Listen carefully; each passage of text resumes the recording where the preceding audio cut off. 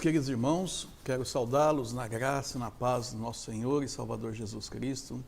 Alegres a Deus porque o Senhor nos concedeu mais um dia, o sol a brilhar e vermos que Ele cuida de nós e com a chuva, cuida de nós com o sol, rega a terra, prepara o alimento para que nós tenhamos em nossas mesas e o cuidado do Senhor é todos os dias. Meus irmãos, nós também estamos alegres, pois a construção, a obra continua e nesse momento quero pedir a vocês que estejam nos ajudando, socorrendo com os dízimos, com as ofertas alçadas, ofertas em especial à construção. Nós já estamos numa etapa bem avançada, já está sendo feita a caixaria para ser colocada a laje e, irmãos, essa é a parte bem cara da construção. E teve um aumento muito grande, nós estávamos prevendo e vendo aí os orçamentos no começo da obra em torno de 7, 8 mil reais e agora nós já estamos vendo que vai passar de 12 mil, tudo tem subido e nós vemos essas dificuldades em relação a mantermos a obra em andamento. Por isso, meu irmão, minha irmã, gostaria que você se conscientizasse e abraçasse essa causa, essa obra, para que nós possamos assim encerrá-la. Meus irmãos, nós, na nossa EBD, a Escola Bíblica Dominical, nesta manhã, na mensagem, gostaria de tratar de um assunto muito relevante, que é a questão de nós estarmos preparados para o final dos tempos. Vivemos uma época muito difícil, isso é sabido por todos. Vivemos um tempo em que as pessoas querem dominar todas as áreas. Quando eu falo pessoas do mundo e querem ter a sua liberdade e extrapolando a liberdade dos demais. E isso tem trazido muitos problemas.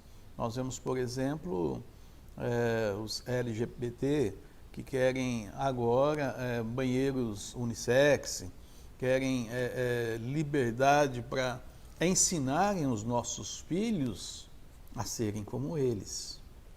E eu acredito, meu irmão, acredito, minha irmã, que você na sua casa tem orado sobre isso e tem colocado diante de Deus para que esta artimanha de Satanás não venha a ter um bom termo.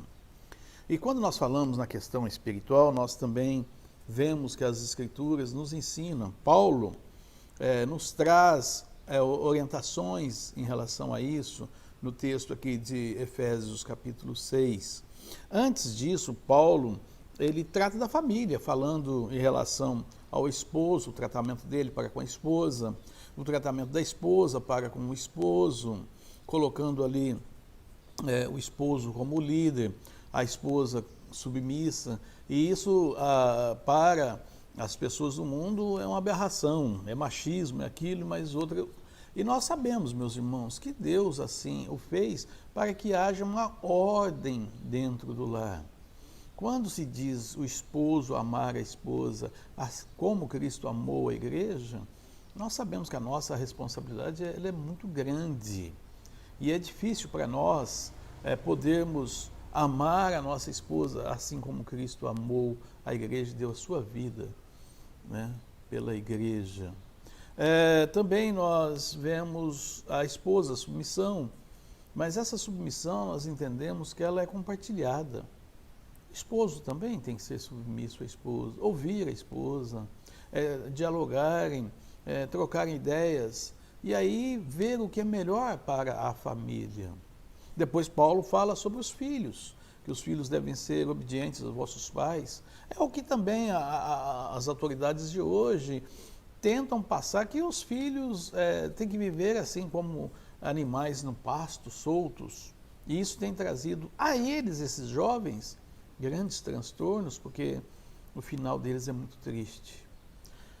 E também, irmãos, o apóstolo Paulo fala sobre os servos obedecerem aos seus senhores, e fala também sobre os senhores cuidarem bem dos seus servos, o que para nós hoje seria os trabalhadores cuidarem bem da empresa e os patrões cuidarem bem dos funcionários. Se bem que aqui é um contexto bem diferente, porque Paulo, no texto aqui, está dizendo de servos cristãos para senhores cristãos e senhores cristãos para servos cristãos. Mas, dando continuidade, Paulo entra aqui no versículo 10 dizendo, quanto ao mais, ou seja, ele já deu essas orientações, passou à igreja várias questões, e agora ele diz, quanto ao mais, irmãos, sede fortalecidos no Senhor, e no versículo 11, revesti-vos de toda a armadura. Irmãos, sabemos que os tempos são difíceis, e sabemos que nós, cristãos, devemos enfrentar esta batalha. E Paulo diz que é uma batalha espiritual. Paulo fala que nós não temos que lutar nem contra a carne, nem contra o sangue, mas ele diz que é uma batalha espiritual contra Satanás e as hostes celestiais do maligno. No demais, é o mesmo que, concluindo, é o mesmo que Paulo está dizendo, olha, finalizo com estas palavras. Fortalecei-vos no Senhor, revesti-vos. Paulo diz, preparem-se para esta guerra. Preparem-se para esta batalha contra Satanás. Preparem-se contra as hostes celestiais do maligno. E aí o apóstolo Paulo usa a figura de um soldado e a armadura. Provavelmente Paulo estava preso e ali ele tinha o contato direto com os soldados.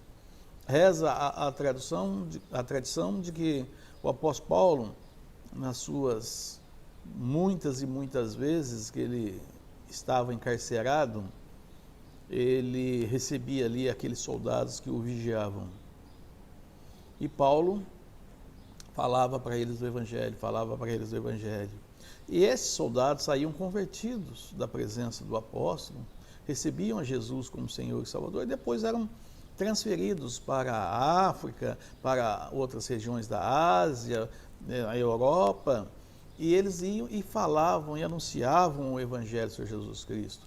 Portanto, no tempo que Paulo estava preso, ele continuou a falar, a usar a oportunidade que Deus lhe concedia de falar de Jesus às pessoas. E aqui ele usa essa figura de linguagem para nós entendermos, né? O soldado, a sua armadura. E o soldado, como nós sabemos, tem um treinamento diário exaustivo.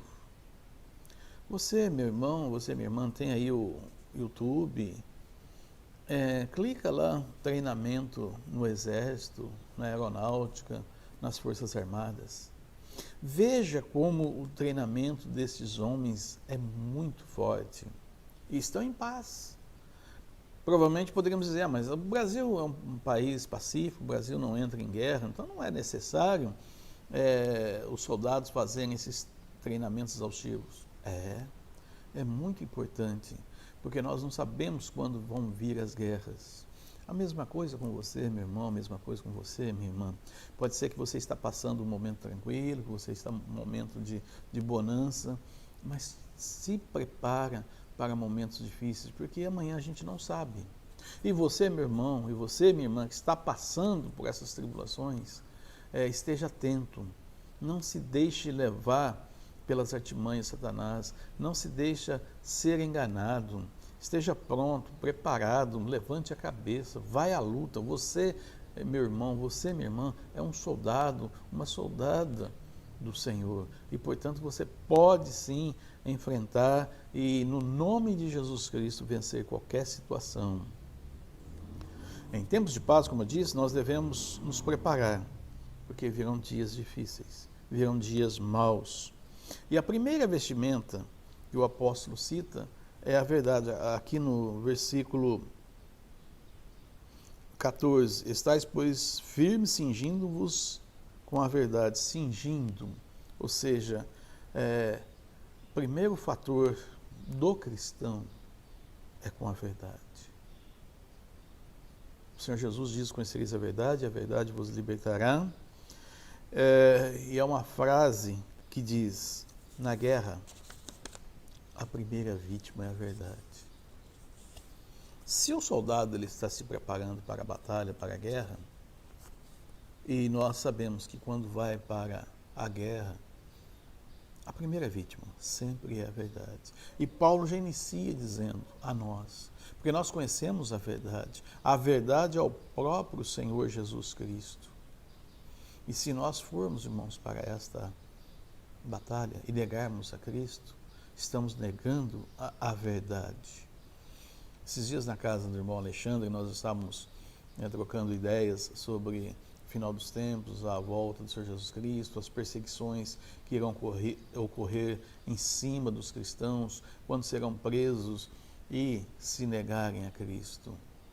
E um irmão falou, mas basta a gente negar a Cristo e depois confessar pedindo perdão e voltar às boas. Não é assim. Se nós negamos a Cristo diante dos homens, nós estamos negando Cristo diante de Deus. Ou nós temos uma posição firme com a verdade e não negar a Cristo de mentirinha, porque ou você nega de verdade ou você não nega. E, portanto, nós devemos estar firmes. A segunda vestimenta que o apóstolo Paulo se refere aqui em relação à roupagem do soldado é a justiça. Nós encontramos aqui, vestindo-vos com a couraça da justiça. A couraça, os irmãos bem sabem, que é aquela vestimenta que protege toda a parte superior dos ombros do soldado. E aqui diz a couraça da justiça. Neste mundo, irmãos, com tantas injustiças, quando se mantém preso um homem que roubou um shampoo ou uma mulher que roubou uma margarina e se liberta políticos que roubaram milhões, é uma grande injustiça. Os políticos, eles são libertos da noite para o dia, pelo Supremo, pelo Gilmar Mendes e por outros. E uma pessoa que muitas vezes rouba uma coisa tão pequena, eu entendo, concordo com você, de que não importa se é um shampoo ou se é milhões, mas aí nós vemos a injustiça. Porque aquele que prende, aquele que rouba o shampoo, ele é preso. Mas aquele que roubou milhões, que tirou dos hospitais dinheiro para salvar vidas, que tirou da educação dinheiro para ensinar e instruir as crianças, eles roubam até a merenda escolar, eles roubam, estão soltos. E aquele que faz um roubo menor, continua preso. Mas quando nós pensamos nessa questão de justiça, irmãos, nós temos que olhar para a justiça divina. Porque se nós olharmos para a justiça dos homens, nós perdemos a esperança. E o brasileiro, eu confesso a vocês, começar por mim, estamos desesperançosos em relação à justiça brasileira. Quando surgiu a Lava Jato e quando começou a serem presos os tubarões, aí nós começamos a nos alegrar. Mas vocês percebem que até mesmo a Lava Jato eles estão tentando destruir, e destruindo, enfraquecendo a Lava Jato, eles voltam a roubar os seus milhões. Mas eu não quero pensar nessa questão, irmãos, eu quero somente pensar na justiça, né? A justiça divina e a justiça humana. E falando em justiça humana, em nós, como é que está o nosso agir referente à justiça? Você, meu irmão, como está a sua justiça? Ou você é do tipo daquela pessoa que vê uma injustiça e fala, não vou me meter nessa questão, isso não cabe a mim. Se você faz isso, você está sendo injusto, porque você está vendo o cometimento de uma injustiça e não toma uma posição. É logicamente, meus queridos irmãos, que nós devemos tomar cuidado com toda a questão de justiça. Nós não devemos ficar colocando a nossa mão em tudo, é claro. Eu falo numa injustiça que você está vendo claramente. Uma vez eu estava esperando um amigo na esquina e ali a mão, como aqui na Rua Penha, a mão era só de subida. Então, geralmente, o motorista, quando é uma única mão, ele não olha para os dois lados, ele olha para o lado que vem o trânsito. E a mulher olhou para o lado que vinha o trânsito e entrou. E vinha um senhor dando ré no carro, na contramão. E bateu no carro dela. E você já sabe o que acontece quando um homem bate num carro. E principalmente quando olha e vê que é uma mulher. Já saiu bravo, já saiu xingando, já saiu falando um monte de coisa, falando que ela não era motorista, que onde já se viu ela fazer aquilo. Ele estava errado, ele estava dando ré. E a mulher já começou a chorar, ficou desesperançosa. Aí eu entrei na confusão. Falei, meu senhor, para aí. Quem está errado é o senhor. Aí ele já deu uma segurada. Eu virei para a mulher e falei, só pode chamar a polícia que eu sou sua testemunha. Ele estava errado, ele estava dando ré. Se ele está dando ré, tem que tomar cuidado. Ré não é para você andar de ré pela cidade, é para você fazer uma manobra. E aí ele sossegou e veio a polícia, não me chamaram, mas eu enfrentei essa situação, irmão. Sabia que poderia depois, futuramente, ter problemas, porque aí você tem que ir no fórum, muitas coisas. Eu estou falando isso, irmãos, para vocês entenderem bem que para defender a justiça, muitas vezes você tem que pagar um preço. E o que eu vejo hoje é que os cristãos não querem pagar o preço. E não querendo pagar o preço, o que eles cometem? Cometem erros em relação a ficarem quietos. E nós devemos ser servos da justiça, porque o nosso Deus é um Deus de justiça. Se nos calamos, os injustos dominarão.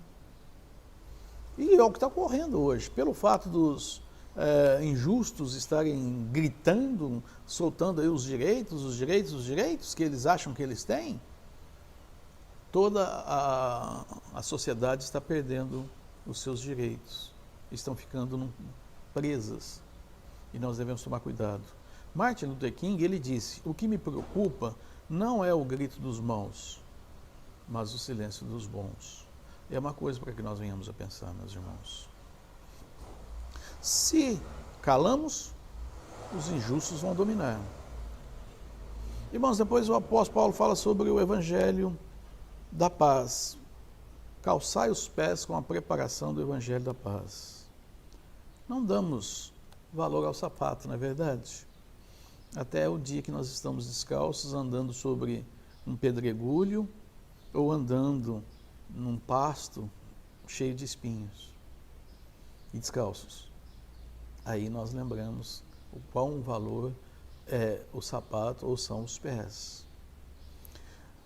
E a palavra de Deus diz, quão formosos são os pés dos que anunciam as boas novas, calçados com o evangelho da paz. Irmãos, ontem na casa do irmão Alexandre, nós usando o texto de Romanos capítulo 10 e falando em relação ao evangelizar, eu disse que nós cristãos perdemos muito tempo com coisas bobas e não evangelizamos. E milhões de pessoas estão morrendo porque os cristãos estão calados. Exatamente, talvez até seja por essa questão de medo, não querer se meter. E aí ficam calados e não anunciam o evangelho da paz. Satanás está cada vez mais dominando o mundo. E as pessoas sedentas da palavra de Deus, sedentas de ouvir as boas novas do evangelho, estão a passos largos da perdição eterna. E nós achamos que está tudo bem. Não está bem. Não está bem. Meu irmão, você que está na sua casa, minha irmã, você que está na sua casa, que está acomodadamente ouvindo a mensagem desta manhã, não está bem. Ou nós tomamos a coragem e o vigor de sair pela rua, de falar de Jesus para as pessoas, ou nós vamos continuar sendo injustos, pois devemos, é um dever nosso, anunciar o evangelho, anunciar a salvação às pessoas. Se elas vão aceitar ou não vão aceitar, não é problema seu, não é problema meu. Mas quando nós semeamos a palavra, as boas novas, as pessoas sim recebem a Jesus Cristo como Senhor e Salvador. Quão formosos são os pés dos que anunciam as boas novas. E Paulo continua falando, embaraçando sempre embraçando sempre o escudo da fé, ou seja, abraçar o escudo da fé. Irmãos, a fé é uma pequena palavrinha de 2 letras, mas um significado tremendo. Fé é o firme fundamento das coisas que não se vê. Sem fé é impossível agradar a Deus. Fé é o que nos move em direção a Cristo. Talvez, se você não está tomando uma posição de justiça, talvez se você não esteja evangelizando, é porque lhe falta fé. Crer que Deus vai dar a solução, crer que Deus vai agir no sobrenatural, crer que Deus vai agir em situações em que nós, aos nossos olhos, é impossível, mas aos olhos de Deus é possível. Se nós olhássemos a nossa própria salvação, é um exemplo de fé. O que eu era, o que você era sem Jesus Cristo. E agora nós somos salvos pela fé. A fé nos transformou. E a fé continua a agir nos nossos corações. Depois o apóstolo Paulo fala sobre salvação. Tomai também o capacete da salvação. Meus queridos irmãos, nós sabemos que o capacete ele protege a cabeça. É a parte frágil e essencial do ser humano e também do soldado. É pela cabeça, o cérebro, que se toma as decisões. Por isso mesmo, quando nós estamos no nosso trabalho, na escola, alguém diz para você, use a cabeça. Sabe quando você está dando um murro em ponta de faca? Sabe quando você patina e não sai do lugar? E aí vem um irmão, vem um amigo e diz, opa, você não está usando a cabeça. É porque muitas vezes nós estamos teimando em alguma coisa que não é o correto. E apenas uma pequena mudança de direção, tudo se resolve. Precisa usar a cabeça. E a cabeça é onde vem os pensamentos. Nós, pelo nosso cérebro, nós formamos todas as questões. Se você quer movimentar o braço, você tem que primeiramente passar pelo cérebro a ordem de movimentar os braços. Se você quer falar, primeiramente passa pelo cérebro a ordem para que a gente venha a falar. E a cabeça, ela é muito importante para a vida das pessoas. Hoje mesmo nós já entendemos que a morte cerebral, mesmo que os órgãos estejam funcionando, mas se há uma morte cerebral, a pessoa já está morta. Então é importante proteger a cabeça dos pensamentos malignos. Irmãos, é pecado nós tomarmos ações erradas, mas não é pecado nós sermos tentados. E o inimigo vai usar todas as armas da tentação para nos levar ao pecado. E nós podemos fazer como Jesus Cristo na vez que ele foi tentado no deserto. Ele disse a Satanás, assim está escrito, assim está escrito, assim está escrito. E ele derrotou Satanás com a palavra de Deus. E nós temos a palavra de Deus nos nossos corações, na nossa mente. E Paulo vai falando sobre a salvação. Tomai também o capacete da salvação e a espada do Espírito, que é a palavra de Deus. Salvação é pela fé. Foi uma decisão pensada de nossa parte ao escolher e servir e seguir a Cristo. Quando nós decidimos crer em Jesus Cristo, foi pelo nosso raciocínio. Em Romanos capítulo 12 diz, rogo-vos, pois, irmãos, pela compaixão de Deus, que apresentei os vossos corpos em sacrifício vivo, santo e racional. A diferença entre nós e os animais é exatamente esta. Nós somos racionais, nós pensamos. O animal não pensa. Ele pode ter emoções, ele tem sentimentos, mas ele não pensa como nós pensamos. Ele não raciocina como nós raciocinamos. E, portanto, a salvação, ela foi uma decisão da nossa mente, ao entendermos e compreendermos. Por isso, irmãos, é importante pregar e anunciar o Evangelho. Porque quando nós estamos anunciando o Evangelho, estamos falando, a pessoa está ouvindo. Como ouvirão se não há quem pregue? E ao falar, ela vai raciocinando e vendo, realmente. Né? E a palavra de Deus é viva e eficaz. É mais penetrante, corta a medula do espírito. E há, hoje, pastores, padres, até o Papa, dizendo que a Bíblia ela não é a referência, que há outras questões que são referência. Mas não é, irmãos. A Bíblia é a palavra final. A Bíblia é o que a Bíblia é e não muda. Espada do Espírito. Diz aqui após a salvação, né, e a espada do Espírito, que é a palavra de Deus. Veja, irmãos, que nós falamos aqui sobre essas vestimentas dos soldados, são, a grande maioria, de autodefesa. Mas ao olharmos aqui, quando se diz a espada do Espírito, é uma arma de ataque. Mais uma vez, ela envolve a questão da salvação e de falar às pessoas do Evangelho.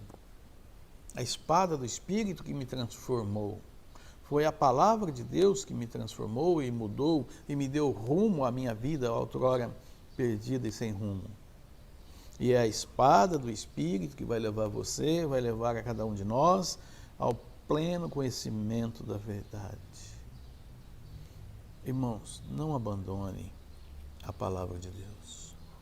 Como eu tenho dito, eu sei que hoje é muito simples, é fácil a gente usar o celular, muitos irmãos já baixaram a palavra de Deus no seu celular, mas meu querido irmão, minha querida irmã, tenha na sua casa, traga para a igreja a boa e velha Bíblia de folhas, de papel. Pegue a Bíblia, risque, faça o que você quiser, marque os textos, cada versículo que você lê, você vai tirar conclusões imensuráveis. A Bíblia é como você degustar um peixe.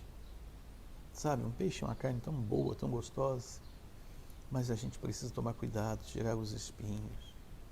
E quando nós estamos ali degustando a palavra de Deus, nós estamos olhando e vendo, e muitas coisas da nossa vida que nós temos que tirar de nós, o espinho é de nós tiramos com a palavra de Deus.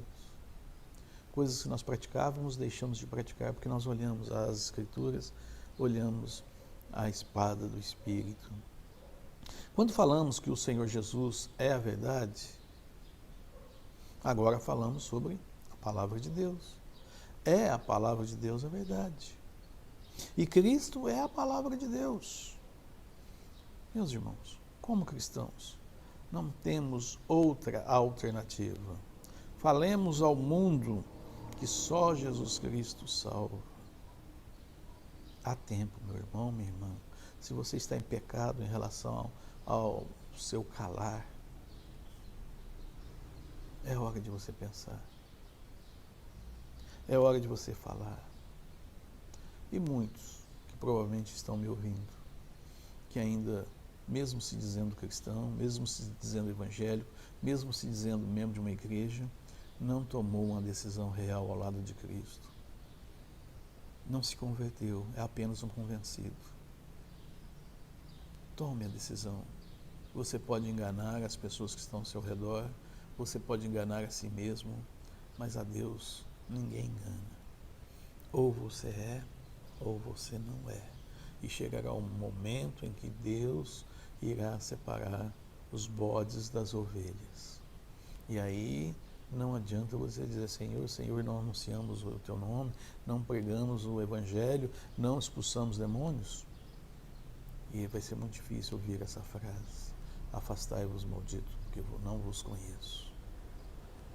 Somente aquele que crê em Jesus Cristo como Senhor e Salvador e crê plenamente na palavra de Deus, este sim é um servo do Senhor. Que Deus abençoe os irmãos, tenham um bom domingo e à noite convido vocês a estarem aqui conosco, nós vamos estar celebrando a ceia do Senhor. Convido meu irmão, minha irmã a estarem aqui. Venham para que nós possamos participar desta maravilhosa graça que o Senhor nos concede de transmitirmos ao mundo através da ceia do Senhor que Jesus voltará. Amém? Oremos. Querido Deus, ó Pai de amor, nós agradecemos, obrigado pela Tua palavra. Pai, Sabemos das nossas dificuldades, das nossas lutas, por isso mesmo nós temos a palavra do Senhor em nossas mãos para andarmos e buscarmos caminhos retos, pois a Tua palavra nos dirige e nos orienta, nem para a direita e nem para a esquerda. Portanto, Senhor, dá entendimento, sabedoria a cada um de nós, leva-nos a pastos verdejantes. Senhor, também pedimos pelos enfermos, esteja com a irmã Hébia, com a irmã Eva, todos os irmãos que estão passando aí por lutas, tribulações, pelos lares, ó Senhor Deus, para que os irmãos possam confiar em Deus, primeiramente. Sabemos que essa pandemia, ela é real, ela é perigosa, mas que nós possamos fazer com que o nome de Jesus Cristo seja glorificado em nossas vidas. Obrigado, Pai de amor, nós oramos agradecidos em nome de Jesus. Amém.